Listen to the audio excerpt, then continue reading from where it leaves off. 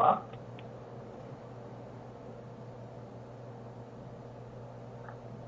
Tá ao vivo. Então vamos lá, agora sim, estamos ao vivo aí.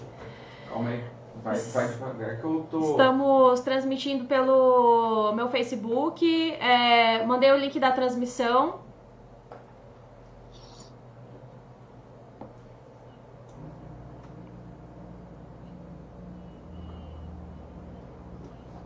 Show, tá ao vivo. Deixa eu só ajeitar aqui o retorno. Perfeito.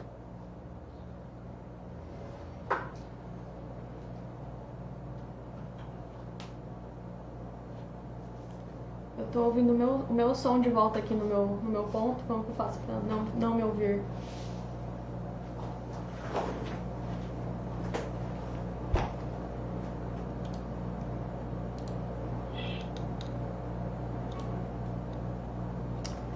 Pronto. Aí, configurações técnicas. Doutor, está me ouvindo bem? Estou me ouvindo muito bem. Ok, vamos lá então. Bom, então eu fiz um resumo aqui de todas as perguntas que o pessoal tinha me colocado já no WhatsApp, no Instagram, no Facebook, e o pessoal que se inscreveu também para acompanhar aqui a nossa conversa.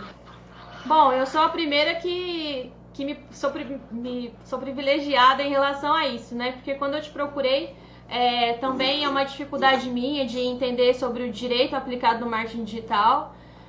Como eu me formei em relações públicas e na pós em marketing também, a gente não teve nenhuma matéria sobre o direito. E quando a gente cai no mercado, a gente se depara com isso. Então, eu acredito que os profissionais de marketing, principalmente os donos de agência, têm muito a agregar ao mercado e aos seus clientes, se souberem de fato o que estão fazendo, né? Muitas vezes a gente pode cometer crime sem nem saber que está fazendo errado, né? Então, assim, eu gostaria que o senhor desse uma abordagem aí, até a primeira pergunta aqui que eu recebi do Luiz, da agência CEL, em que momentos, quando que se aplica o direito nesse contexto do marketing digital e da prestação de serviços em marketing digital? Olá pessoal, muito boa noite, é um prazer enorme, é uma honra muito grande estar aqui com cada um de vocês. De fato, essa é uma oportunidade que eu tenho de poder aprender, fomentar assuntos que considero tão importantes, e por isso agradeço a oportunidade de estar aqui com cada um de vocês. Gleice, pela organização desse bate-papo, provendo todo o suporte, informações necessárias. Então, muito obrigado, é uma honra poder estar aqui com vocês. Espero que essa seja a primeira de muitas oportunidades, seja em grupo, individualmente, com cada um de vocês. Desde sempre, desde já, estou à disposição para que a gente para que possamos aprender em conjunto muitas desses pontos. Pois bem, quando aplicar o direito em serviços do marketing digital? Essa é uma pergunta tanto quanto complexa e fácil ao mesmo tempo. Ou seja, o direito, ele vem a regular, o direito de uma forma geral, ele vem a regular o nosso relacionamento, seja como indivíduo, seja como sociedade. Então, o direito, ele existe porque se dependêssemos das decisões, da vontade de cada um de nós, existiriam desejos, existiriam intenções, formas de se pensar, conclusões diferentes para as mesmas situações. Isso já com leis, Isso já acontece, ou seja, diferentes opiniões, diferentes pontos de vista. Então, o direito ele vem a regular principalmente o nosso relacionamento pessoal e social como sociedade. Então, é muito fácil dessa maneira, nós podemos concluir que toda vez que vamos interferir, que vamos nos relacionar, seja com pessoa física, com pessoa jurídica, com instituições, relacionarmos com clientes, com parceiros, com usuários de internet de forma geral, ou seja, praticamente eu diria até em todas as nossas necessidades, nós teremos disposições relacionadas a direitos e deveres. Ou seja, para constituirmos uma profissão, para constituirmos uma empresa, para constituirmos serviços, já estamos colocados dentro do direito, ou seja, de forma explícita ou implícita, ou seja, mesmo que eu não que aparentemente eu não esteja oferecendo alguma coisa, o simples fato de eu ser um profissional e oferecer produtos, eu fazer uma propaganda, por exemplo, já existem deveres que eu deva observar e direitos também. Então, eu poderia dizer aqui que em todos os nossos relacionamentos, todos os tipos de relacionamentos, né, dentro da nossa atuação profissional, a gente poderia aplicar, nós teríamos a necessidade do direito. Existem diferentes perspectivas, diferentes necessidades, diferentes deveres, diferentes direitos também a serem considerados. Mas a gente pode pensar o seguinte: toda vez que eu me relaciono com a sociedade ou com um grupo, como, por exemplo, e essa questão de relacionar com a sociedade pode ser de uma forma mais ampla, ou seja, quando eu tenho que pagar um imposto, por exemplo, eu estou me relacionando com a sociedade, eu tenho deveres com a sociedade, né, que foram instituídos pela legislação, né? Então, e de uma forma um tanto quanto mais direta, quando que eu devo, em que momentos, além daqueles momentos contábeis, financeiros, tributários, né, por exemplo, da constituição dos nossos serviços, da constituição de uma empresa, em que momento que pontual, em destaque, que eu tenho que me preocupar com os direitos e deveres aplicados à minha área de atuação. A partir do momento que eu me relaciono com outras pessoas. Se eu vender serviços para alguém, eu estou me relacionando, eu estou criando direitos e deveres, né? Eu estou dispondo, estou fazendo um acordo, contratos com as pessoas. E os contratos nem sempre, na verdade, os contratos não necessitam de uma forma definida de serem constituídos. Ou seja, não é porque eu não assinei um papel entre as partes, né, entre mim e meu cliente, por exemplo, né, a pessoa que eu presto serviço, a pessoa que que eu estou fornecendo de forma ampla, independente de qual seja o grau, não é porque eu não tenho um papel assinado com elas que eu não tenho direitos e deveres. O contrato, nessa forma de se obrigar a fazer as coisas, não exige, né, que seja somente através de uma assinatura.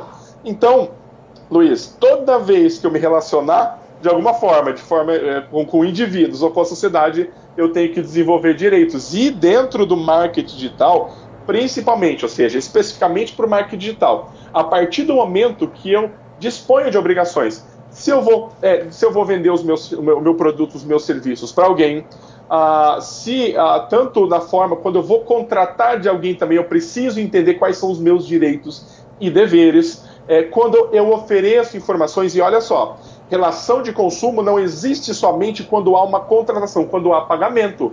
Existem diversas medidas, diversas ações que todos nós que realizamos, que fazem parte, que podem ser considerados uma relação de consumo. Quando eu ofereço uma proposta, por exemplo, para alguém, mesmo que a pessoa não contrate, mesmo que ela não pague, há uma relação de consumo. Se eu ofereço um serviço gratuito, ou seja, a pessoa não paga para ter acesso. Mas ela está dando os dados dela, mas tudo bem, ela não está me pagando dinheiro para oferecer aquele serviço, há uma relação de consumo também. Como existe, por exemplo, uma relação de consumo nossa com as redes sociais. Mas eu não pago nada para utilizar a rede social de uma forma mais simples. Mas há uma relação de consumo, e isso, inclusive, já é considerado na justiça aqui no Brasil. Ou seja, há uma relação de consumo, mesmo que ela não seja onerosa, mesmo que não haja o pagamento. Então, se eu ofereço alguma coisa, mesmo que seja gratuito, aparentemente, ou seja, que a pessoa não esteja pagando para mim, existem ali obrigações. Então, dentro do marketing digital, né, sempre que eu oferecer essas questões, isto mais na nossa atuação profissional. Além disso, existem outras considerações, que até muitas delas a gente vai, talvez a gente comente hoje ainda, mas que falam isso, por exemplo, sobre outros tipos de direitos, como direitos autorais, quando a gente fala sobre o uso de imagens, pirataria na internet, sobre questão de contratos, que leis que eu devo observar que são específicas, por exemplo, relacionadas à tecnologia, ao marketing, aos direitos autorais em si. Então, além dessa questão do simples fato do relacionamento, observar também as questões específicas da atuação dentro do marketing digital, Luiz. Então, resumo, a gente só recorre ao advogado na hora da treta, né? Esse é o problema. A gente só vai para o advogado quando a gente não sabe mais o que fazer, a gente teve algum problema, tentou dar um jeito, tentou fazer de alguma forma. Infelizmente, a gente só vai para o advogado a hora que está, né, muitas vezes, às vezes um problema já ficou pior e por aí vai. E a gente esquece que o advogado ele serve justamente para prevenção, justamente para minimizar, né, eventuais riscos, problemas que a gente tem que ter. Então, E se a gente falar de o momento é sempre antes. O advogado ele tem que participar do planejamento de um negócio, de um produto, não é dar pitaco para saber quais são as melhores estratégias, mas apontar quais são as melhores medidas a serem tomadas, algumas coisas que têm que ser consideradas, porque muitas vezes, quando a gente desenvolve um projeto e depois vai consultar um advogado, a gente pode perder alguma informação importante ali que pode prejudicar o projeto em parte ou como um todo. Show. Eu até senti a responsabilidade agora, né? O fato de a gente estar oferecendo uma live, um conteúdo gratuito, implica em certas responsabilidades que eu confesso que não tenho esse conhecimento. Então, só de... Na verdade, aqui é um bate-papo, né? Nós, aqui, nesse caso, assim, é um bate-papo, não há nenhuma obrigação das pessoas, por exemplo, né, nesse ponto, mas eu não poderia vir aqui, por exemplo, e oferecer, eu vou oferecer determinada questão para as pessoas, e se eu fizer uma promoção aqui, por exemplo, e não cumprir, não é uma promoção, mas se eu oferecer alguma coisa e não cumprir, por exemplo, eu posso ter responsabilidades também, né? Entendi. Bom, bastante gente perguntou aqui da LGPD, que já é um assunto que no marketing que a gente está falando há bastante tempo, mas como eu tô vendo que a Kate tá online aqui, e a gente falou que ia dar prioridade para quem estivesse online aqui na resposta, eu vou procurar a pergunta dela, que está relacionada com documentação, que é uma pergunta até um pouco mais específica. Na hora que eu vi essa pergunta, eu falei, eita, agora ficou complexo. Lá em documentos, que ela pergunta assim, como deve ser a adaptação de contratos que visam regular as relações entre as e-commerces e a importância do compliance na área jurídica. Bom, eu só entendi a parte de e-commerce, como marketing digital.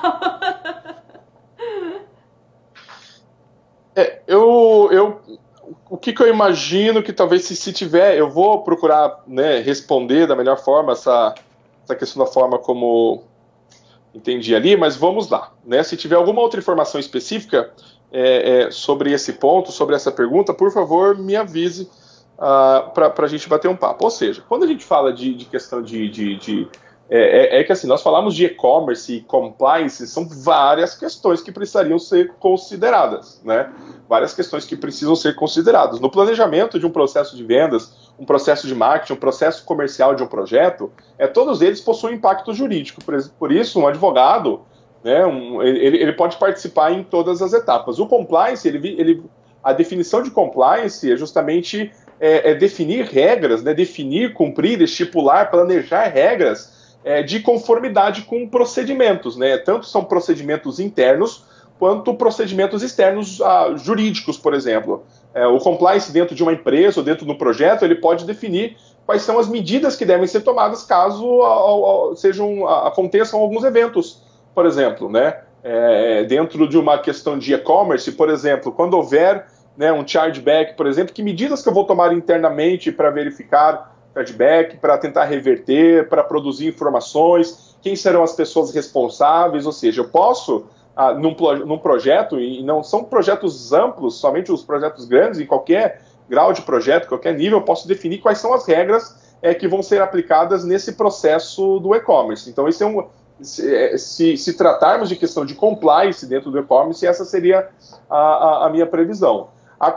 E o compliance externo, ou seja, caso ocorram determinadas questões, como que nós vamos proceder. Então, o compliance é justamente a previsão, é o planejamento, é estar em conformidade, é estar em acordo, né, tanto para questões internas, eu prever situações e saber de antemão, saber previamente que medidas que eu vou tomar quando determinadas coisas acontecerem, e em conformidade com a legislação também. Então, eu posso estar em compliance, ou seja, estar de acordo, os termos de uso, os termos de compra e venda do meu site podem estar de acordo, por exemplo, com a LGPD, ou seja, eu saber que todo o processo, e não é somente documento, é software, é sistema, é processo interno, é processo de equipe, saber quem são as pessoas responsáveis, todos esses processos estão de acordo com o que a legislação ela exige. Apesar de já falarmos de LGPD por um tempo, e ainda existe uma inércia, talvez, né, de muitas pessoas no Brasil em realmente, efetivamente, aplicar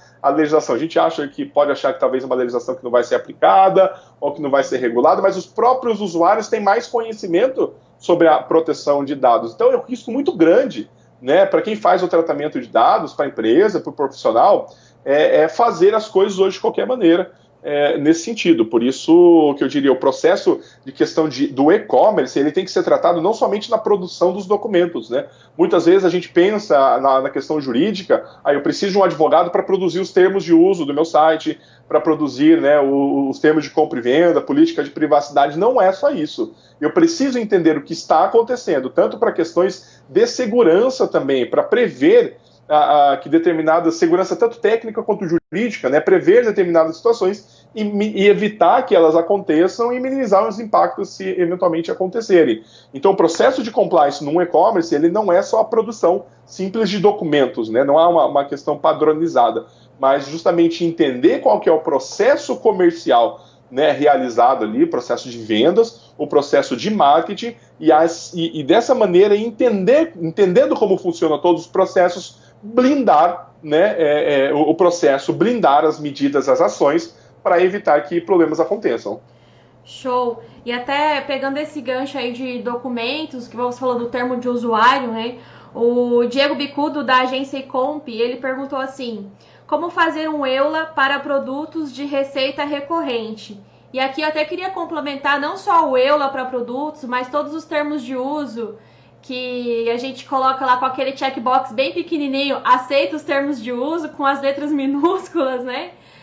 Como que verdade. A gente compõe isso daí, se a gente procura um advogado, se existe modelo para isso, ou esse conjunto de regras ele tem que estar bem claro, de que maneira que ele tem que ficar claro para o usuário quando ele aceita essas regras ali nos termos, né?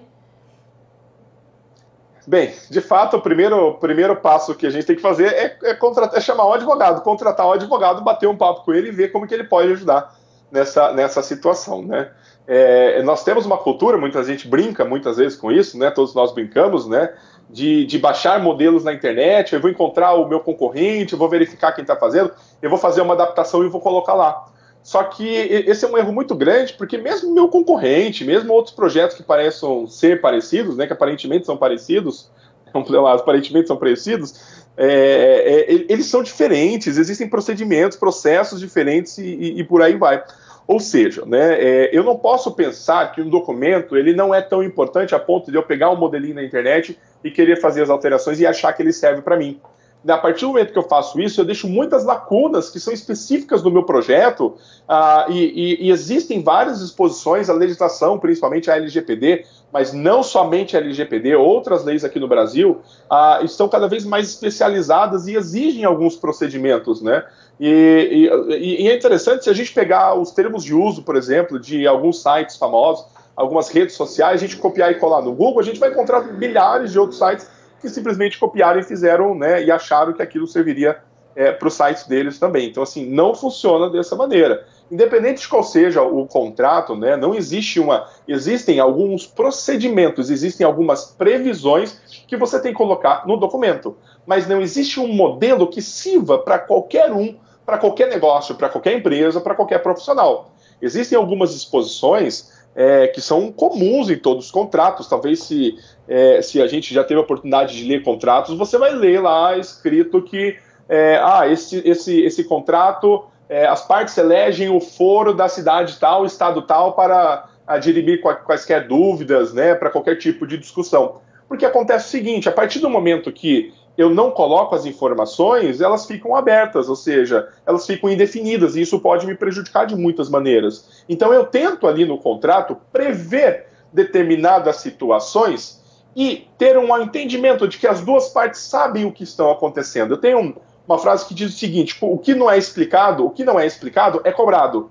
Se eu deixo de informar, se eu deixo de acordar, se eu deixo de dispor de alguma coisa no contrato, eu fico suscetível a me responsabilizar sobre aqueles termos. Se eu não falo, por exemplo, num contrato, isso talvez tenha acontecido com alguns de nós, talvez até algumas vezes, eu faço a prestação de um serviço, a minha agência, ou eu como profissional, eu faço a prestação de serviços para um cliente, e ele quer cancelar aquele contrato, mas eu tinha expectativa de que houvesse uma fidelidade. Por exemplo, se eu não prever no contrato quais serão as regras,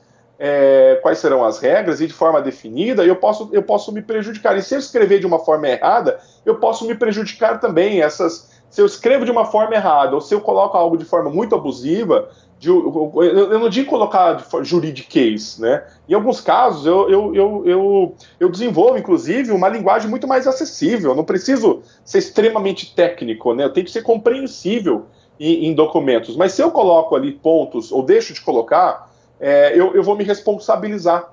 E sempre a empresa, o profissional que oferece, ele é a parte mais forte, de acordo com a legislação, ou seja, principalmente na relação de consumo, há um entendimento de que a empresa, o prestador de serviços, ela é a parte que precisa provar, ou seja, se o cliente ele vem e fala alguma coisa, se eu não puder provar aquela informação, vai ser dada como verdade. Então eu tenho que dispor dessas informações. A gente já ouviu a frase, né, o cliente tem sempre a razão.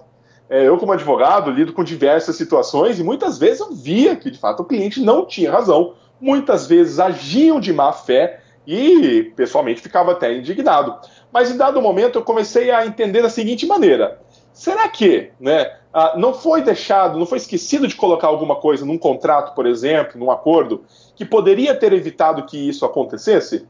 Então, nós temos que entender, prever determinadas situações e blindar, ou seja, né, proteger para que, se acontecer aquela questão, já esteja estipulado o que vai acontecer. Se eu for aplicar alguma multa, por exemplo, no caso de rescisão de contrato, se eu vou aplicar alguma multa, quais serão as responsabilidades, os prazos, o que é explicado não é cobrado, né? Então, assim, o que é combinado não é caro. Se eu combino, né, se eu acordo essas questões no contrato, elas podem ser, né, requeridas, ou seja, defendidas por mim no futuro. Mas não é qualquer coisa que eu coloco num contrato, por exemplo, que vai valer. Existe um entendimento, existem vários julgamentos em algumas questões, por exemplo, que acabam por anular alguns tipos de itens, por exemplo, né, dispositivos ali de um contrato, de textos de um contrato, se eles forem abusivos, se eles forem contra alguma lei, ou forem contra diretamente alguma lei que já exista, ou então, né, forem contra ao princípio da boa-fé, eles ferirem o princípio da boa-fé.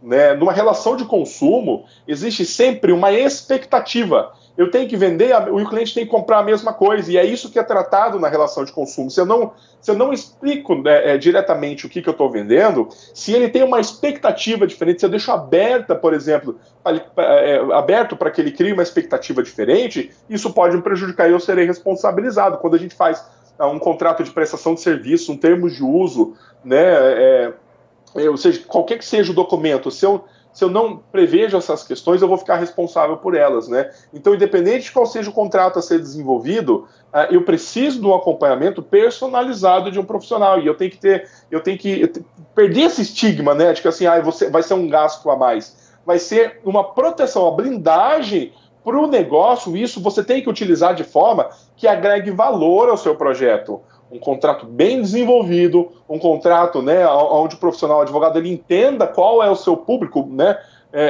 qual é o público que vai, quais as pessoas, os grupos, as empresas que vão lidar com aquele contrato, acabam gerando um valor agregado, né, uma produtividade, um aspecto muito positivo para todos nós. Show, isso me deu um ótimo argumento também. O meu contrato de prestação de serviços, ele é bem longo. Foi feito por um advogado, mas ele é um contrato que pega todas as situações. E os clientes falam assim, nossa, Gleice, mas 9 páginas de contrato, meu Deus, vou ter que ler tudo isso? E agora eu já vou falar essa frase, ó, o que é explicado não é cobrado. Então a gente trata desde propriedade intelectual, lei trabalhista, problemas com rescisão, problemas com escopo, tem bastante coisa ali de detalhes ali de um contrato de marketing digital que tem que ser tratado, e os clientes têm preguiça de ler. Às vezes eu tenho até que resumir, fazer um anexo ali com as informações mais importantes, porque eles estão com preguiça de ler as cláusulas. Mas agora já me deu um ótimo argumento para, né, validar isso. E só para fechar esse assunto de documentação, doutor, agora com o distanciamento social, a questão da contratação à distância está muito mais forte, né? O que é válido aí como assinatura eletrônica? A gente tem os serviços aí de ClickSign, de algumas startups para isso, mas eu queria saber também se o e-mail vale como assinatura eletrônica, se o que foi tratado no WhatsApp, um ok ali vale, ou se é preciso ainda coletar a assinatura física, rubricar todas as páginas, pegar a assinatura do dono da empresa, a procuração, se for procurador, toda essa burocracia, Vamos ou lá. se hoje existe uma forma mais Tá. simples de ser válido essa contratação? Tá. Vamos lá. São muitas perguntas, são umas 10 perguntas, na verdade, em uma só. Eu vou tentar lembrar de todas elas, se eu esquecer alguma Resumindo, coisa, me o que avise. vale como assinatura? Eu entendi. A questão é o seguinte, eu vou dividir em 2 pontos, tá? Assinatura através de e-mails, de redes sociais, mensagens e outro certificado digital.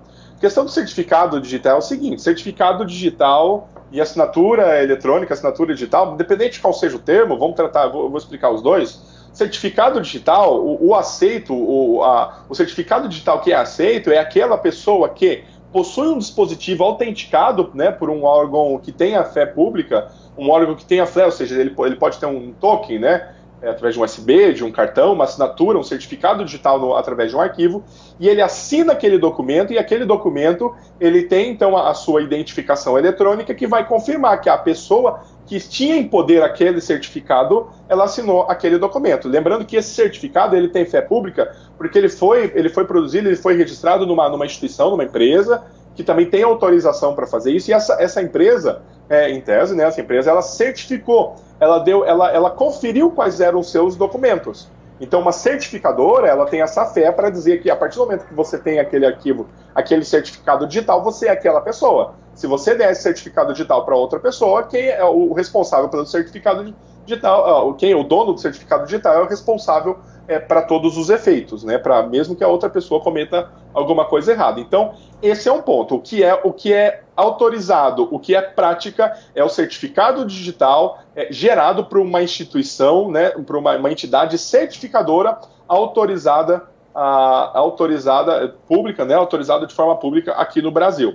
Acontece o seguinte, por muitas vezes nós utilizamos softwares, né, outros sites, aplicativos de assinatura, porém eles não possuem o certificado digital. Ele possui um cadastro que a pessoa foi lá e fez com e-mail, ela colocou dados, ela colocou informações e ela assinou entre aspas, né, não é uma assinatura, é uma assinatura, mas ela não é uma rubricada, certificada, não tem como dar fé. Não tem como dizer se é verdadeira, porque muitas vezes a própria pessoa, o próprio usuário insere aquelas informações. Então existe essa prática muito grande, ou seja, se eu assino por um site, né, por um documento que ele não tem como certificar, ele não tem como garantir quem é a pessoa, essa assinatura em tese ela não pode ser considerada um certificado digital. É uma assinatura eletrônica, assinatura digital, mas valeria tanto quanto uma assinatura digitalizada, colocada no scanner, colocada no documento. Então uma assinatura gerada por um cadastro que eu tenho, e esse cadastro ele não é uma entidade certificadora, não é uma entidade autorizada pelo governo a fazer isso, esse cadastro ele não pode ser, em tese, ele não pode ser considerado um certificado digital. Ponto. Então essa é uma dúvida que tem sido gerada, de fato, recentemente, cada vez mais, e tem causado bastante confusão também. Certificado digital, né, autorizado, emitido por uma certificadora autorizada, por uma entidade certificadora é uma coisa, agora essas assinaturas eletrônicas, né, geradas por sites e aplicativos não podem ser considerados certificados digitais. Ponto. Agora, sobre uma outra questão. Um contrato, ele não existe forma definida de ser realizado entre duas ou mais partes. Você pode fazer um contrato de boca, você pode fazer um contrato através de outras pessoas, você pode escrever num guardanapo de papel, você pode fazer só de áudio, você pode fazer em redes sociais, você pode fazer de qualquer maneira. Não existe dentro da nossa legislação uma obrigação de que o contrato tenha que ser feito através de uma assinatura física registrada em cartório. Só que temos um problema. São 2 problemas, na verdade, na hora de se realizar um contrato. Quando o primeiro deles é que uma terceira pessoa, que todas as partes do contrato, e principalmente uma terceira pessoa, entenda o conteúdo desse acordo do mesmo modo que nós entendemos ou que as partes entendam. Vamos supor que a gente faça um contrato de boca, né? Um contrato de boca. Se a gente não reduzir a tempo, se a gente não escrever tudo isso, às vezes eu posso utilizar alguma palavra de alguma maneira e que a outra pessoa entendeu de outro jeito. E muitas vezes, quando a gente a gente vai lá e tem uma conversa, por exemplo, para fazer uma proposta para um cliente. E a gente faz a proposta de boca, a gente define. Depois a gente começa a prestar o serviço para essa pessoa. Lá na frente a pessoa fala assim, mas eu imaginei que seria diferente. Mas você me falou outra coisa, né? E por aí vai. Então esse é um perigo muito grande da gente fazer se a gente não fazer de forma escrita. que a forma escrita ainda é a melhor forma de se entender, de se criar um entendimento comum, né, entre as partes. Esse é o primeiro ponto. A segunda questão é nós provarmos que aquele contrato existiu. Se a gente faz um contrato de boca, eu falo que existe determinado contrato, outra pessoa fala que não existe, né, se eu não tiver testemunha, se eu não tiver, mesmo que eu tenha testemunhas, não me garante nada também. Porque a testemunha pode confirmar que teve um contrato, mas qual que é o conteúdo desse contrato? Então, a forma, melhor, um certificado digital, a forma escrita num cartório é a melhor forma, não é porque nós queremos burocratizar, engessar os processos, é porque a melhor forma é a forma mais garantida, não existe nada 100% seguro, mas é a forma mais garantida da gente comprovar que houve um contrato e de qual que é o conteúdo dele, né? Ou seja, agora, quando a gente faz algo por e-mail, por redes sociais, aplicativos, WhatsApp, qual que é a dificuldade? Talvez entender, falar qual que é o conteúdo talvez não seja a maior dificuldade, porque a gente pode copiar e colar o contrato no e-mail, a pessoa lá responde e fala, aceito todos os termos, como se fosse uma assinatura. Só que uma das dificuldades qual é? Eu provar que aquele e-mail, eu provar que aquele telefone é de determinada pessoa, porque não há nada que garanta que seja dela. Por mais que ela utilize aquele telefone por 10 anos, por mais que ela utilize aquele e-mail por 10 anos, simplesmente a pessoa fala assim, olha, eu desconheço esse contrato.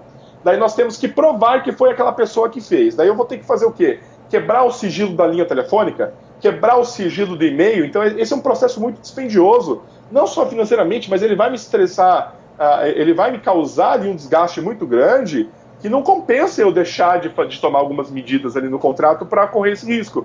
Mas é algo de pequeno valor e eu posso correr esse risco. Aí de correr esse risco, por exemplo, de não receber um pagamento. Tudo bem. Mas o risco, será que o que eu estou prometendo aqui, eu posso correr um risco grande? Não. Então, essa é uma avaliação muito... Eu não estou falando assim, não pode ser feito de forma alguma. Eu lido muito com casos de urgência. Então, determinados casos são tão urgentes que para que eu tenha que tomar algumas medidas, às vezes não dá tempo. Às vezes são alguns minutos, não dá tempo de parar e falar assim, peraí, assino esse contrato antes de eu poder lhe ajudar. Eu vou lá e ajudo a pessoa. E são casos às vezes, extremamente delicados e urgentes. Daí, na primeira oportunidade, a gente finaliza o contrato. Só que eu tenho que ter uma confiança muito grande, né, nas pessoas também, de que elas entenderam o que eu estou falando ali. Já tive problemas também, ou seja, se parar, explicar todas essas questões. Mas nós não podemos, né, não podemos abrir mão de certas garantias. Por isso, assim, coloco todas as informações, o máximo de informações possíveis, por muitas vezes, olha, explico, detalho, converso, né? Eu posso utilizar essas provas depois? Eu posso. Simplesmente, vamos supor, só para ilustrar, para ficar mais fácil da gente entender, vamos imaginar numa ação judicial, tá? Não quero que tudo vire ação judicial, não é esse o propósito, esse o desejo. Mas só para ilustrar o que eu vou falar, vamos imaginar que virou uma ação judicial. Se numa ação judicial eu apresento um print screen de uma conversa de WhatsApp para outra pessoa, e ela admite, por exemplo, ela aceita que houve aquelas conversas, mas ela vai querer discutir o conteúdo, aquelas provas, por exemplo, elas são confirmadas, elas são dadas como válidas. Né? Ou seja, pode-se discutir o mérito, se aquilo era uma promessa ou não, se ela prometeu ou não, vai discutir o texto. Mas que houve aquela conversa, por exemplo, pode ser há uma confirmação. Se ela simplesmente fala assim, eu não lembro dessa conversa, nós temos que provar que aquela conversa houve. E por mais que haja talvez você já tenha ouvido falar sobre ata notarial, ou seja, a gente pega um documento e vai no cartório para registrar uma tela de celular, conversa de WhatsApp, e-mail. Nada é garantido, né, nessas questões. Então, a conversa de WhatsApp, li e aceito, contratos eletrônicos, depende de eu provar que aquela pessoa realmente assinou aquele contrato. E esta pode ser uma preocupação, um problema que a gente pode encontrar. Entendi. A gente tem algumas pessoas online. Pessoal, quem tiver com dúvidas, faz um aceno aí nos comentários para mim, para eu conseguir visualizar, até para a gente definir quais os próximos assuntos aqui que a gente vai falar. Por enquanto só a Kate ali se manifestou, mas se ninguém perguntar, eu vou perguntar, hein? Manda bala. Manda as minhas. Deixa eu ver aqui, escolher alguma pergunta interessante que não seja algo assim que a gente... Até nessa parte de documentos, o Diogo havia perguntado sobre os sorteios no Instagram. Que tem que ter as regras bem definidas e tem que ter a questão da Receita Federal. Sorteios no Facebook e Instagram também precisam de autorização do governo? Qual a punição para quem fizer sorteio no Instagram sem autorização? É comum acontecer punições? Já viu algum caso desse aí, doutor? Já vi casos acontecerem, sim. Talvez a gente não veja esses casos todos os dias, porque as promoções elas são em grande quantidade. Mas não é porque a legislação ela não é aplicada, é porque a capacidade de fiscalização ela não é tão grande, é quase impossível hoje, na verdade, a gente dizer que vai fiscalizar tudo que acontece na internet. Mas já vi diversos casos, todo tipo de sorteio tem que ser regulado, né, pela Caixa Econômica Federal, e podem haver de diversos tipos de sanções aplicadas, dependendo do caso, dependendo da abrangência, dependendo da recorrência, do valor que é arrecadado, ou seja, existem diversas questões que precisam ser consideradas, mas todo tipo de sorteio, e eu particularmente acho isso desnecessário. Eu acho isso desnecessário. Tudo que for comercial tem que ser regulado pelo Estado, e eu acho, enfatizo que é totalmente desnecessário, mas foi criada essa determinação, que todo sorteio tem que ser registrado na Caixa Econômica, e simplesmente deixar dessa maneira. Mas é algo que poderia, sem dúvida, mudar o quanto antes, porque isso engessa, isso cria uma dependência do Estado muito grande, e tira o nosso poder, o nosso livre-arbítrio de poder fazer as coisas, né? Às vezes a gente quer sortear alguma coisa ali, não vai nem ganhar financeiramente com isso, né? A gente vai ganhar, por exemplo, sejam leads, determinadas questões. É claro que tudo tem um objetivo comercial, e essa é a pegada justamente dessa norma, né? Mas é algo que poderia, sem dúvida, mudar em muito pouco tempo. Mas você acha que as empresas que já fizeram um monte de sorteio aí e não regulamentaram, elas ainda podem ser punidas, ou que já passou e agora é uma nova história? Pode, não, se passou e há uma fiscalização, uma identificação, elas podem ser punidas, sim. Não é só o fato presente, mas o fato passado, sem dúvida. Na verdade, a punição ela só existe pelo passado, né? Se efetivamente fosse realizada. Então, sem dúvida, quem já realizou, não estou falando que vai acontecer. Às vezes ela fala, poxa, eu fiz e não aconteceu nada comigo. Não estou falando que vai acontecer, mas justamente por uma questão de fiscalização. E eu acho impossível, também inviável fiscalizar, né? Acho incoerente. Mas se passou, tu pode ser responsabilizado, sim. Depende da quantidade de tempo depois, tem que ver o que foi realizado, o que foi atingido, existem diferentes situações. Certo. Nessa pauta aí de redes sociais, o Diogo, da Agência Imigrantes, também perguntou assim, ó: tem algum risco em usar imagens de memes, mesmo que o meme já esteja bem divulgado? Esse risco existe mesmo se for uma figura pública? Tá. Uma consideração que é importante, e isso vale para várias perguntas que talvez a gente tenha, é o seguinte: não é porque algo está público que é de uso público. O fato de estar na internet, o fato de estar na página de alguém, na fanpage de alguém, de estar em um blog, um site, um jornal, e ser público, ser visível, não quer dizer que seja de uso público. Então, um meme ele pode implicar em duas responsabilizações. Uma, na verdade, em três, né? Tanto na esfera criminal, na esfera civil e na questão de danos autorais, né? Ou seja, danos aos direitos autorais de quem produziu. Ou seja, um meme ele pode ter sido produzido por alguém que detenha os direitos autorais, pode não ser uma ofensa, não quer dizer que está agredindo alguém, mas a pessoa ela tem os direitos autorais. Todas as pessoas que utilizarem aquele meme em caráter comercial, elas podem ser responsabilizadas. Se esse meme ofende alguém, ofende a integridade, né, moral de alguém e causa outro tipo de danos, pode haver uma indenização por danos morais também, e se além do que uma responsabilização criminal, se ele for uma ofensa, por exemplo, como um crime de difamação, né, além de vários outros crimes que podem ser considerados. Então, utilizar meme, o meme tanto na esfera privada quanto no comercial pode sim ser responsabilizado, independente qual seja a abrangência. Um meme, por exemplo, uma imagem pode ser compartilhada por 1 milhão de pessoas, e o autor ele pode escolher ele pode escolher quem quiser para responsabilizar, ele não precisa responsabilizar a todos. É uma faculdade da vítima. O autor não, a vítima. A vítima ela pode responsabilizar quem ela desejar. Então, meme não pode ser utilizado, né, imagens não podem ser utilizadas, mesmo que sejam públicas. Até pegando esse gancho de imagens, mesmo se a imagem conte, por exemplo, de fotografias, né, mesmo se ela tiver o crédito do autor? Não existe nada que seja... É o mesmo princípio. Nada, não é fato de que esteja público, que esteja visível de alguma maneira, que pode ser utilizado, mesmo que eu fale de onde vem, que eu coloque uma referência, uma fonte. Isso não quer dizer nada. A não ser que eu tenha como provar que o autor ele disponibilizou o uso por terceiros mediante a referência à imagem. Mas não é porque eu faço uma referência para a imagem que eu tenho autorização sobre ela, de modo algum. Isso é uma lenda, né? Ou seja, que eu posso pegar qualquer imagem e fazer referência dela. Então, assim, a não ser que existem muitos casos, e até busca simples no Google, até bancos de fotos, que eles autorizam, eles cedem os direitos autorais mediante algumas concessões, algumas ações, como, por exemplo, eu citar a fonte, ou algumas delas nem exigem que eu cite a fonte. Então, tudo depende do que o autor dela, né, do que os direitos autorais eles demonstram ali, eles exigem. Eu até fiquei curiosa, coloquei um complemento aqui no caso do TikTok agora, né? TikTok a gente usa pedaço de música, usa pedaço de filme, usa imagem. E aí, como que é isso? Dentro do TikTok tudo pode? Eu tenho essa sensação. E os direitos autorais ali, o que vai acontecer nesse sentido? Ali pode? De modo algum. Não pode no TikTok, não pode no Facebook, nem no Instagram, LinkedIn, em qualquer lugar no meu blog, no meu e-mail.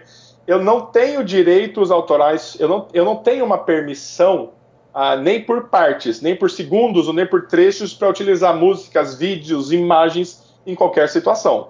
A legislação fala que eu posso utilizar, por exemplo, pequenos trechos para uso familiar, para uso particular. Por exemplo, eu vou fazer um vídeo de brincadeira lá em casa com os vídeos para mostrar para as pessoas. Isso talvez não seja abrangido pelos direitos autorais. Agora, se eu sou um profissional, eu faço um vídeo, mesmo com 5 segundos de uma música, e compartilho esse vídeo, eu estou utilizando. Não há tempo mínimo, a legislação não fala em tempo mínimo, mas ela fala quando eu posso eventualmente estar infringindo os proveitos do autor. Por exemplo, vamos dizer que eu tenha que pagar para ter os direitos autorais, eu tenho que pagar por aquilo. Eu tenho que pagar para o autor da música, o compositor, por exemplo. E não é porque eu vou usar 5 segundos que eu teria que deixar de pagar para ele. Então, se eu estou tirando ali os direitos dele de alguma maneira, eu posso infringir em direitos autorais sim. Então, mesmo que seja uma quantidade mínima, um tempo curto, mesmo que seja na rede social. E, na verdade, quanto maior for a abrangência, maior podem ser os impactos, né? Por isso que eu tenho que sempre utilizar áudios, vídeos, imagens que eu tenha certeza que podem ser utilizados nessa maneira. Então não tem dessa de que pode usar 30 segundos da música no Instagram que não dá nada. Não, é mito. Na verdade, não é mito, não é lenda, né? Não falar mito, é lenda. Deve ser por isso que o Instagram não colocou a funcionalidade de música para contas comerciais, só as contas pessoais que pode colocar a música no Stories ali. E é um pedaço bem pequeno. Ou seja, a partir do momento... E não é pela questão só do pedaço, mas é que em tese eu não estou utilizando para um propósito comercial. Essa talvez seria uma desculpa, né? Que eu não estou utilizando por um propósito comercial, mas um propósito de divulgação, de questão Entendi. Pessoal. Nesse sentido, se a conta do Instagram não for uma marca, for uma pessoa, você acha que até poderia? Na verdade, mesmo que não haja uma marca, mas seja o nome da pessoa, se tem o propósito comercial, não pode. Boa. Porque você não precisa ser uma empresa para poder ter que pagar, por exemplo, ter que responder pelos direitos autorais. Se eu utilizo com propósito comercial, eu já tenho os meus deveres. Ixi, o pessoal de marketing tem que ser cada vez mais criativo, né? Para fazer tudo isso. Existem hoje. Exato. Tem que pegar e ter certeza do banco que eu estou utilizando. Tem um exemplo. Olha só, é claro que é um caso de má fé, mas só para ilustrar o contexto, né? Teve um fotógrafo daqui do Nordeste do Brasil, ele foi numa praia e utilizou e tirou uma foto muito bonita de uma praia, em determinada cidade aqui no Brasil.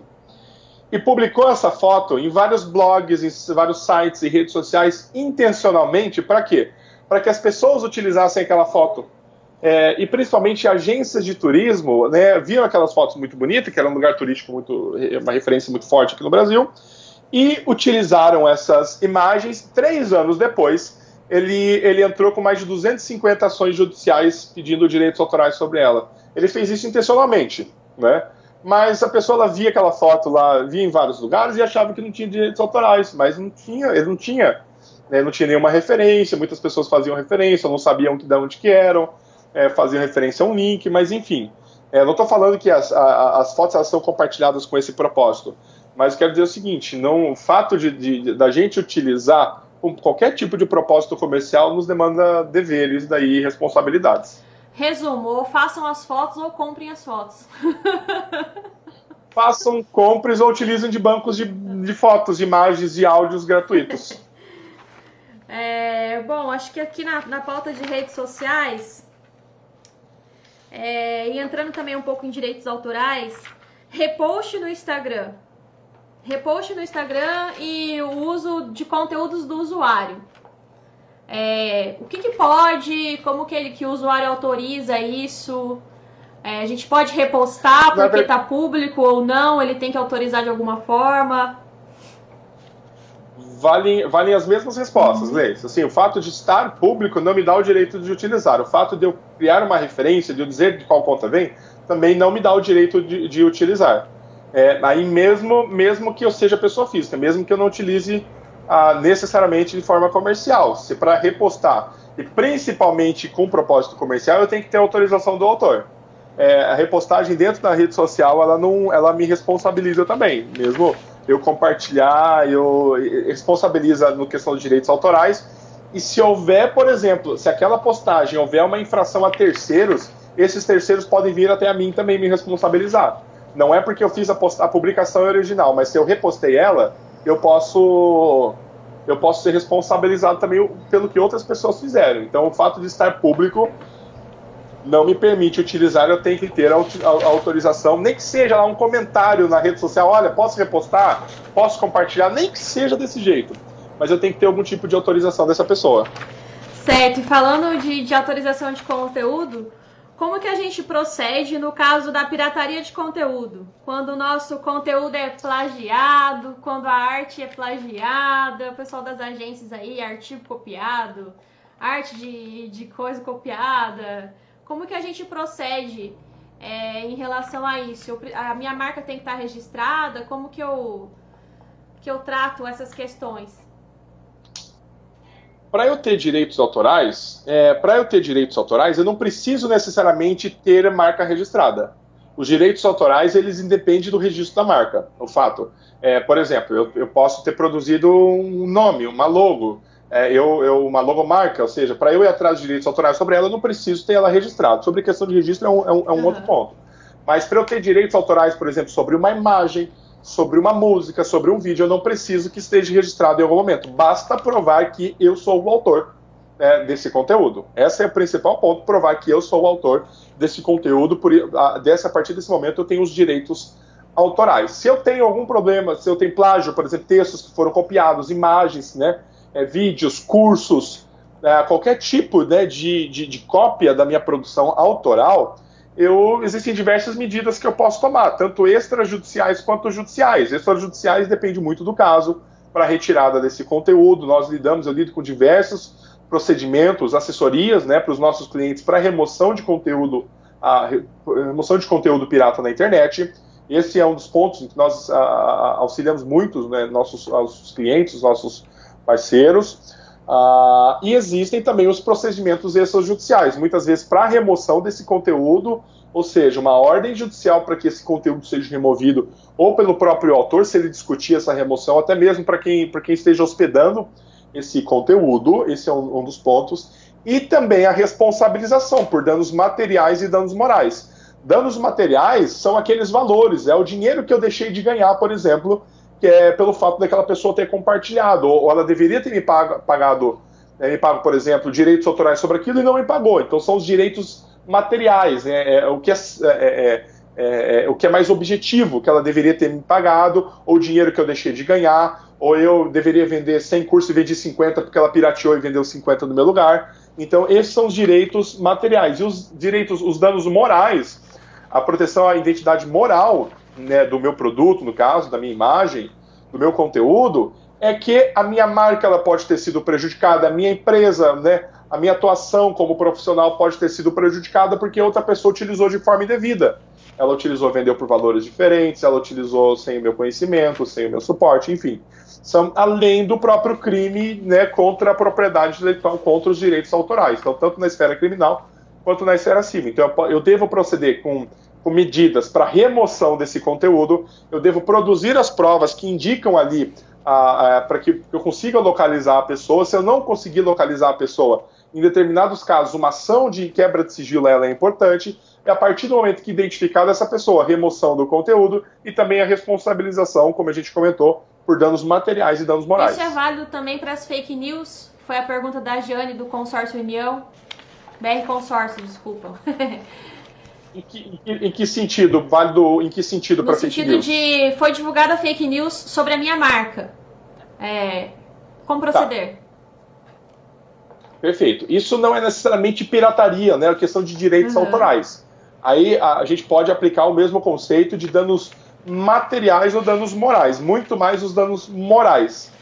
Se uma fake news, por exemplo, fez com que eu vendesse menos, que eu perdesse clientes com outras questões, e eu consegui provar isso, que foi em razão da fake news, eu posso responsabilizar na esfera material. Agora, né, pedir uma restituição pelas perdas que eu tive.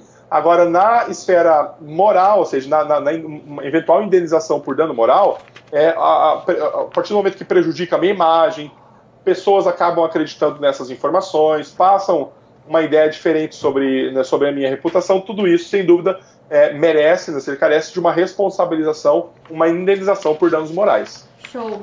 Isso vale também para clientes que fazem reclamações ofensivas nas avaliações do Facebook, do Google, até ali no Instagram, em relação à marca, que é um dano moral. Sim, esse é um outro ponto, né, mais relacionado de alguma maneira, que é o seguinte: a liberdade de expressão, ela é uma garantia constitucional. Lá na Constituição diz, né, que todos nós temos a liberdade de expressão, é vedado o anonimato, né, esse é um outro ponto importante, mas nós não podemos confundir a liberdade de expressão com a ofensa de direitos de pessoas e de empresas, inclusive. As empresas têm honra a ser protegidas também de acordo com a legislação. Ou seja, se é direito de todo mundo fazer a reclamação de um produto, de um serviço, de um fornecedor de uma empresa. Tá? Ela pode ir lá no Reclame Aqui e fazer essa reclamação, que é uma experiência que ela teve. Se essa é uma informação falsa, a empresa ela tem direito a recorrer e pedir uma indenização por danos morais à pessoa que fez essa informação falsa. No mesmo sentido de uma fake news, né? Ela pode pedir a remoção desse conteúdo e pedir uma reparação por esses danos. Agora, se realmente houver, né, teve algum problema, alguma coisa a ser resolvida, mas ela exagerou na forma como ela lidou com isso, também ela pode ser responsabilizada. Então, o cliente que ele reclama, que ele xinga, que ele é desproporcional, né, na reclamação, que ele passa desse limite, ele pode ser responsabilizado sem dúvida. Há limite para tudo. Então, a liberdade de expressão não é falar o que a gente quiser sobre o que quiser. Mas a partir do momento que eu ofendo o direito de empresas, né, diferente das empresas que foram meus fornecedores, que eu contratei produtos e serviços, eu posso ser responsabilizado, e muitas pessoas já lidei com casos de responsabilização de consumidores que passaram da medida na hora de falar sobre alguma dificuldade que tiveram com o fornecedor. Entendi. Show. Bom, a gente já tá aí com 58 minutos de live. Eu não quero estender muito porque eu sei que fica cansativo para quem tá assistindo também. De repente a gente pode fazer uma segunda, que ficou muitas perguntas ainda. Mas então, sem dúvida, como a gente tá com pouco tempo aí, eu vou priorizar as perguntas dos meus clientes, lógico, né? Então eu tô aqui com a pergunta da Michele, da Ideia Tours, que é sobre direito autoral e marca. Ela pergunta assim: nomes de empresas iguais, mas em países diferentes, tem algum problema? Até no caso dela, essa nossa cliente ela é de Londres, mas o mercado público dela é aqui no Brasil. Então ela tem a marca dela registrada em Londres e ela não sabe se pode haver algum conflito pelo fato dela também atuar no Brasil e ter outra marca registrada com o mesmo nome ali. A questão é o seguinte: uma coisa é eu utilizar um termo, eu utilizar um nome, e outra coisa é ter a marca registrada. São dois pontos diferentes. Eu posso ter um website, por exemplo, e não ter a marca registrada. Se alguém for lá e registrar a marca antes de mim, eu posso, em algum momento, perder aquele site. Né? Já lidei com diversos casos nessa situação. Ou seja, a marca ela precede, o registro da marca ela é sempre mais importante que em várias situações. Então a questão é o seguinte, especificamente sobre o registro de marcas em mais de um país. Hoje no Brasil, em outros países funciona da seguinte maneira, o Brasil é signatário de um tratado que chama Protocolo de Madrid. Eu posso ir lá no INPI e registrar a marca só no Brasil. Ou eu posso pegar e falar assim, olha, eu quero registrar a minha marca em outros países, em países que fazem parte desse Protocolo de Madrid. Então eu quero registrar na Inglaterra, eu quero registrar nos Estados Unidos, quero registrar na Espanha, quero registrar lá no Japão, por exemplo. Então eu vou no INPI, o INPI ele manda, né, para o órgão, né, de propriedade intelectual internacional, esse órgão ele vai transmitir às autoridades nacionais de proteção intelectual, elas vão fazer o processo interno e vão responder ao órgão e responder ao INPI, eu vou ter controle sobre tudo isso. Então, o que eu posso fazer? Eu vou registrar uma marca. Eu posso registrar através do órgão nacional em mais de um país. Aqueles países em que eu registrar, e se, por exemplo, não tiverem a marca registrada naqueles países, eles podem registrar para mim, eu vou ter direito sobre a marca naquele país. Agora, se alguém já tiver registrado naquele país, eu não vou ter, né, registro naquela marca. Eu posso ter no Brasil e lá na Inglaterra, por exemplo, lá na Espanha, eu não ter, já ter sido registrado por alguém, eu não vou ter direitos sobre aquela questão. Mesma coisa, inverso. Eu tenho a marca registrada somente aqui no Brasil, mas alguém registrou no mundo todo, mas eu tenho a do Brasil, aqui no Brasil eu posso utilizar ela, eu posso comercializar. Eu posso usufruir, né, das benesses, dos benefícios de ter essa marca. Agora, se eu for exportar, por exemplo, se eu for utilizar esse produto, né, o serviço, essa marca em outro país, eu posso daí não estar habilitado, não ter essa autorização e sofrer com determinada infração de direitos autorais. Então, se eu for registrar uma marca e eu sei que eu vou utilizar essa marca em outros países, eu posso já, no mesmo momento que eu for registrar no país, no caso do Brasil, por exemplo, eu posso já registrar em outros países e a partir do momento que ela for concedida para mim, eu vou ter direito sobre os países que eu estiver escolhido. Não é assim no mundo todo, mas os países que eu escolher, e através desse Protocolo de Madrid, eu posso fazer um processo único, um pedido único para todos os países. Se esse país ele não fizer parte do Protocolo de Madrid, eu tenho que fazer esse registro, né, direta ou indiretamente através de uma agência, fazer esse registro diretamente na autoridade daquele país. Então, o fato de eu ter um país, eu ter no Brasil, por exemplo, não impede que outras pessoas utilizem em outros lugares. O fato de ter na Inglaterra não impede que alguém venha e registre no Brasil. Se eu utilizo no mercado brasileiro, é importante eu vir aqui registrar pelo menos no Brasil essa marca também.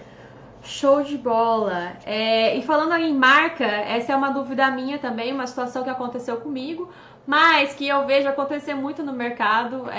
Eticamente falando, a gente fala que não é uma boa prática de marketing, mas que muitas empresas e agências fazem, talvez até sem conhecimento, que é comprar a marca do concorrente nos anúncios de palavra-chave do Google. Como que é? A gente sabe que fora do Brasil, eu acredito que nos Estados Unidos, em alguns países, isso é crime. Não pode acontecer isso, mas no Brasil não existe, acho que uma lei ainda que defina isso como crime, né?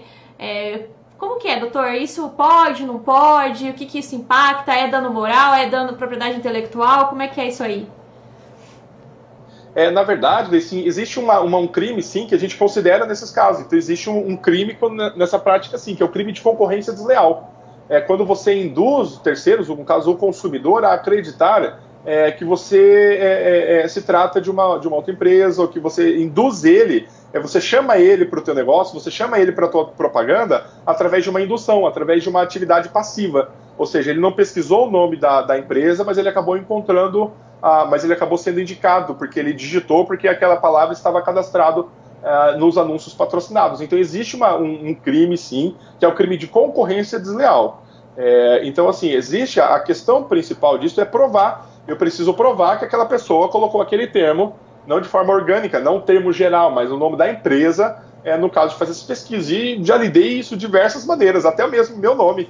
Existem alguns buscadores, tem outros advogados que colocam meu nome na busca, e isso acaba sendo nítido, né? Já várias pessoas mandam mensagem dizendo sobre alguns casos como esse, né? Chegam até a mim, sobre alguém pesquisa meu nome e saem algumas outras propagandas lá.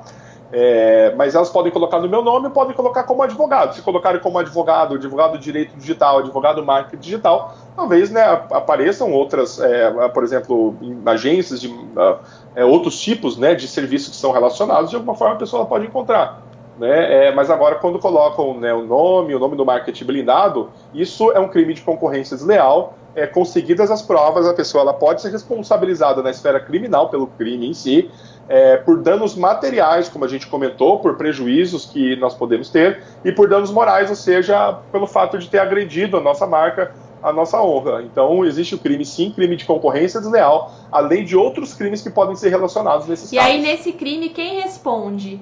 É o cliente que pediu para a agência fazer, ou é a agência que montou a campanha lá no Google AdWords e comprou a palavra-chave?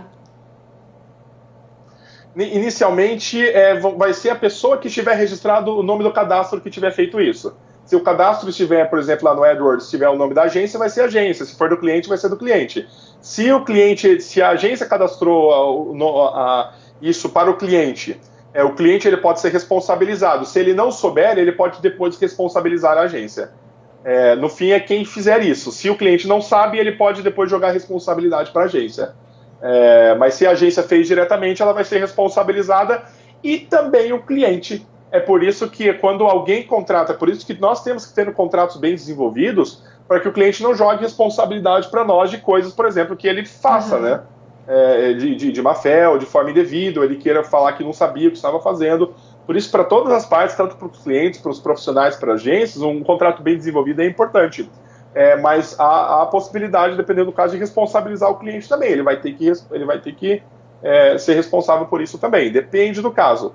Mas, em tese, né, de uma forma geral, quem fizer isso vai ser responsabilizado. Se o cliente pediu para a agência fazer, o cliente ele pode ter uma maior responsabilização sobre isso. Entendi.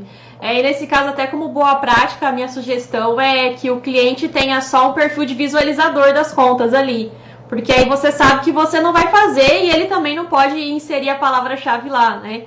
Então, quem for o responsável legal que fique com acesso de execução, né? De editor. Se os dois forem administradores, os dois podem ser responsabilizados da mesma maneira. E não quer dizer que cada um vai pagar metade, não. Às vezes os dois pagam na mesma montante. Isso pode falir em várias agências aí, dependendo da marca, né? Dependendo da abrangência, dependendo da marca, isso você destrói uma carreira por causa disso. Nossa, é muito grave isso aí mesmo. Pessoal, tem mais alguém aí? Acena aí nos comentários para eu escolher. Ficaram várias perguntas, a gente nem falou de LGPD ainda. Vou ter outras oportunidades também. Doutor, acha que vale dar uma pincelada aí em LGPD ou deixamos para uma próxima oportunidade? Eu acho que assim, a LGPD ela merece talvez até um bate-papo específico para poder falar. Por mais que talvez alguém pense, já ouvi falar de LGPD, sobre essas questões, mas eu vejo ali com diversas situações, a gente precisa melhorar muito a forma como a gente compreende o que é LGPD e como que eu sou um participante dela, como que eu devo aplicar ela também. Na verdade, o que eu quero dizer é o seguinte, né, sobre a LGPD, ela não existe uma cultura dos usuários muito mais fortalecida, até pelo que a mídia vem trazendo sobre a LGPD. A LGPD não é a primeira legislação sobre proteção de dados. Nós não temos o direito de fazer o que a gente quiser com os dados. A Constituição Federal, de uma forma mais tímida, mais genérica, ela fala sobre essa proteção. O Código de Defesa do Consumidor fala sobre proteção de banco de dados. O Marco Civil da Internet fala sobre proteção de bancos de dados e de dados pessoais. Ou seja, não é a primeira legislação, mas, de fato, existe uma cultura, mesmo que ela não esteja em vigor ainda, que vai ser aplicada na nossa legislação. Esse é um primeiro ponto. E outra coisa, além da LGPD, eu tenho legislação de proteção de dados de outros países, como, por exemplo, a legislação europeia. Atendi uma empresa há esses dias que comprou uma grande empresa com vários departamentos, e um desses departamentos comprou um mailing de algum lugar, sabe-se lá de quem, comprou um mailing, e esse mailing, apesar de ser para o mercado nacional, tinha vários e-mails internacionais. 50 desses e-mails que eram spams, foram considerados spams, caíram no mesmo provedor lá na Espanha, que denunciou a autoridade espanhola de proteção de dados, que enviou uma multa de 200 mil euros para essa empresa aqui no Brasil. E é uma empresa internacional que tem negócios lá na Europa, ou seja, ela pode ser impedida de realizar negócios lá na Europa, não só na Espanha, mas em toda a Europa, porque alguém comprou um mailing de alguém, sabe-se lá de quem, sabe-se lá quanto de onde, mas tinham 50 e-mails que foram parar no mesmo provedor, e aquele provedor tinha um assessor, alguém falou assim, eu vou lidar com isso hoje, eu vou parar para fazer essa reclamação. e de fato chegou essa multa que ele é obrigado à justiça a pagar? Não. Ele não precisa pagar, só que ele nunca mais pode fazer negócios lá na Europa, por exemplo. Se ele não pagar, ele vai ficar com uma dívida lá na Europa. Vale para quem está no Brasil? Vale. Em algum momento a gente pode ter uma unificação da legislação? Talvez. Agora, né, esse mês, semana, não. Obviamente. Mas em algum momento a gente pode ter uma unificação dessa legislação, que seria adequado se a legislação ela realmente for justa, né? Nesse sentido. Então, a gente precisa parar a gente tem que parar. Não podemos ver a LGPD como algo que a gente já ouviu falar bastante, porque enquanto nós não fizermos, ela ainda vai ser necessária para nós. E Signy, no resumo, se tiver um e-mail europeu que recebeu uma coisa errada e esse europeu resolver reclamar, já pode dar problema. Pode gerar uma reclamação. Já pode dar problema.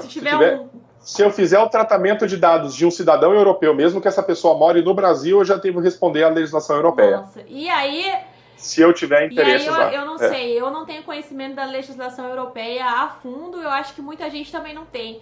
Então, de repente, cabe aí depois um resumo da lei do Brasil, das demais leis que a gente tem que estar atento para não cometer erro aí com os nossos clientes, né? Exatamente. Se eu lido com essa possibilidade, eu tenho que dar atenção a essas leis. Não tenho dúvida sobre isso. Doutor, a última pergunta aqui do Hudson, acho que ele merece aqui ser respondido pelo trabalho que ele fez de estruturar toda a nossa live, né? Ele pergunta assim, se eu colocar preço nas imagens que eu divulgo no Instagram e no Facebook, e alguns meses depois o preço subir, o cliente que visualizou essa publicação antiga pode exigir que eu venda por aquele preço antigo? Pode. Eu tenho que colocar o prazo de validade daquela proposta. Se eu colocar um prazo de validade, em tese eu ficaria isento de fazer essa comprovação. Se eu coloco só um valor em determinado momento e não estipulo qual o prazo de validade, eu posso ser responsabilizado, sim. Mesmo que a pessoa venha 10 anos depois e ela fala, mas eu encontrei essa imagem aqui em algum lugar e compartilhou para mim. Se ele provar que fui eu que compartilhei aquela imagem, porque, por exemplo, um concorrente ele pode fazer uma imagem falsa de um produto nosso e colocar um valor qualquer, né? Existe muita pirataria, por exemplo, de infoprodutos, né? O curso ele custa R$900, alguém vai lá e vende por R$10. A pessoa que viu por R$10 em algum lugar, obviamente, não pode exigir que a gente venda por R$10.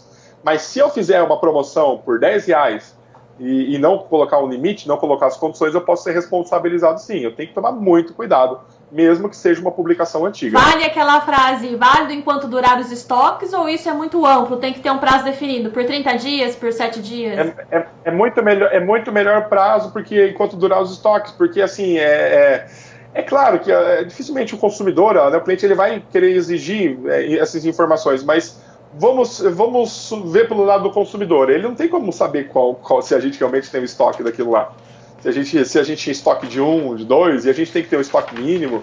Então, para produtos, eu tenho que dizer, por exemplo, olha, eu tenho que dizer o correto ainda, eu dizer qual que é a quantidade que eu tenho de produtos. Eu tenho venda máxima de tantas unidades, portanto, por determinado prazo. Melhor sempre é o prazo. Se for serviço, o prazo. Se for produto, é interessante dizer a quantidade também. Vamos supor, mas isso assim, né, não precisa expor também absurdamente, assim, né, colocar em letras garrafais. Mas em algum momento eu tenho que dizer que eu não vou vender aquilo lá de forma ilimitada. Eu não tenho obrigação de vender de forma ilimitada. Existem algumas questões. Se eu faço a promoção, se eu faço a oferta de produtos durante um determinado tempo e eu não consigo provar a quantidade que eu vendi, eu posso ser obrigado a fornecer aquele produto ou um similar. Isso para produtos físicos, né? Oferecer um produto similar de igual ou maior valor pelo mesmo preço. Show de bola. A última pergunta aqui, que também é minha, nesse caso, no caso de profissionais ghost, a gente sempre tem ghostwriters, né, designers, principalmente no conteúdo, né? Eu mesma escrevo para várias autoridades aí e não sou eu que assino. Esses profissionais ghost, eles podem em algum momento reivindicar a autoria dessas peças, desses artigos, pedir para que isso seja assinado ou colocar a assinatura dele lá no layout do site, ou não? Tudo vai depender do contrato que há entre as partes. A parte ela pode falar, olha, existe a autoria, existem os direitos autorais. Você pode produzir algo e vender os direitos autorais para outra pessoa. Então, a partir do momento que você cede os direitos autorais de forma temporária, durante aquele uso ele vai ter os direitos de comercialização. ou em algum momento você pode ceder os direitos autorais e determinar que a outra pessoa, por exemplo, ela não se identifique como autor. Mas tudo vai depender do contrato que você tiver com a pessoa. Então, assim, se os direitos autorais forem todos da pessoa, você não pode exigir depois que ela faça essa referência. Sim. Mas você pode determinar que ela vai ter os direitos autorais por tanto tempo, ou depois de algum tempo que você pode utilizar aquela produção, ou em nenhum momento da vida você vai poder utilizar. Tudo vai depender do que você acordar com as outras pessoas, com as partes. Show. Se vendeu a glória, vendeu, né? Já cobra mais caro por isso. Vendeu. Exatamente.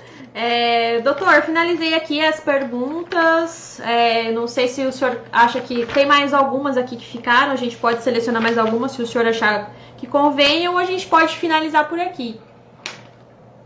Eu acredito que deu para dar uma visão sobre algumas coisas que são importantes. A gente pode definir uma outra oportunidade também. Me coloco à disposição. Convido a todos a conhecer, né, o nosso projeto chamado Marketing Blindado, que ele vem justamente a prover para o mercado de marketing digital uma blindagem jurídica e tecnológica. Existem vários pontos que nós compartilhamos nas redes sociais, lá na minha página pessoal também, fernando.peres.adv. Compartilho várias informações que são importantíssimas. Me coloco à disposição também. E quero pegar algumas dessas perguntas depois, Lacey, e gravar vídeos para que a gente compartilhe também com o pessoal. Gravo alguns vídeos, compartilho algumas dessas respostas com o pessoal também. Vai dar muito conteúdo bacana. E eu quero ser a primeira a ter o selo do marketing blindado aqui, hein? Já quero ser a primeira cliente nesse projeto. Quem tiver... Aqueles profissionais e empresas, agências que tiverem o selo, o selo do marketing blindado, serão aquelas que estão em conformidade, ou seja, que passaram pela nossa avaliação, tanto técnica quanto tecnológica, questão de segurança e jurídica também, e são acompanhadas por todos nós, e por isso, isso demonstra um valor agregado altíssimo também para os clientes, para os parceiros dela também. Esse é o nosso propósito. Pessoas super capazes de referência, assim como você. Obrigada. Depois dessa live aqui com algumas informações, eu já vou entrar com alguns processos, senão a gente vai falar aí no privado. Excelente. Você vai lidar com isso, sim. E me coloco à disposição de todos, qualquer outras perguntas, dúvidas que surgirem posteriormente também, eu estarei sempre à disposição. Eu, como toda a equipe do Marketing Blindado, estaremos sempre à disposição. Muito obrigada, viu, doutor? Olha, eu gostei muito. Me ajudou bastante a esclarecer várias dúvidas aqui que eu tinha, ainda tenho mais um monte. Eu acredito que o mercado, principalmente os profissionais de marketing aqui de Londrina, precisam desse esclarecimento, né? Eu vejo muita coisa errada acontecendo e o pessoal nem sabe que está fazendo errado muitas vezes, né? Ou às vezes a gente recebe algumas propostas aí dos clientes que pode ser uma verdadeira cilada para o nosso negócio. E a gente não tem o conhecimento disso. Tem que tomar sempre cuidado. Então tem que estar blindado mesmo, para que a gente não só tenha um diferencial em relação aos concorrentes, não só não caia nas ciladas, mas que a gente possa também oferecer essa segurança para os nossos clientes, né? Exatamente. Eu agradeço a todos, agradeço, Gleice, a todos que estiveram conosco pela oportunidade, pela honra. Espero que tenhamos muitas outras oportunidades ainda. Muito obrigado e muito boa noite para todos. Muito obrigada, viu, doutor? Vamos falando aí. Até mais. Tchau, tchau.